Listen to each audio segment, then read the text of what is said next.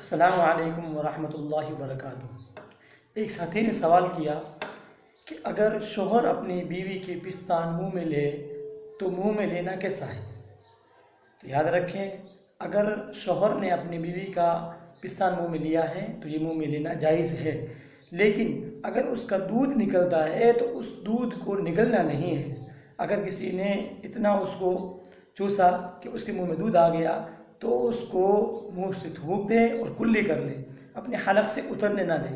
اگر مان لیجیے کسی نے اتنا اس کو چوسا کہ اس کا ایک قطرہ اس کے حلق سے اتر گیا تو کیا ہوگا؟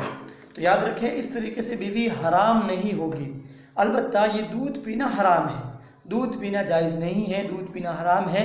لیکن اگر کسی شخص نے اپنی بیوی کا دودھ پی لیا، یہ حلق سے ایک قطرہ اتر بھی گیا، تو ایسی صورت میں وہ عورت اس شخص پر حرام نہیں ہوگی، اور حرمت رضاعت جو رضاعی ماں بہن کا رشتہ بنتا ہے وہ اس سے نہیں بنے گا، اس لیے کہ حرمت رضاعت کا تعلق 2 سال کی عمر تک ہوتا ہے، کہ بچہ جب تک دودھ پینے کی مدت میں ہو، یعنی 2 سال تک بچہ کی عمر 2 سال تک ہو، اور 2 سال کی عمر میں اس نے کسی عورت کا دودھ پی لیا ہو تو وہ عورت اس کی ماں بن جاتی ہے، لیکن 2 سال کی قید ہے۔ 2 سال کے بعد اگر بچے نے کسی عورت کا دودھ پیا تو وہ عورت اس کی ماں نہیں ہو سکتی۔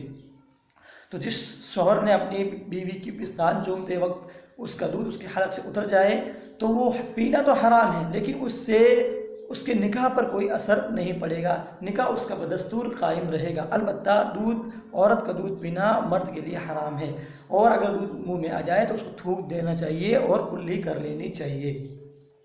السلام علیکم۔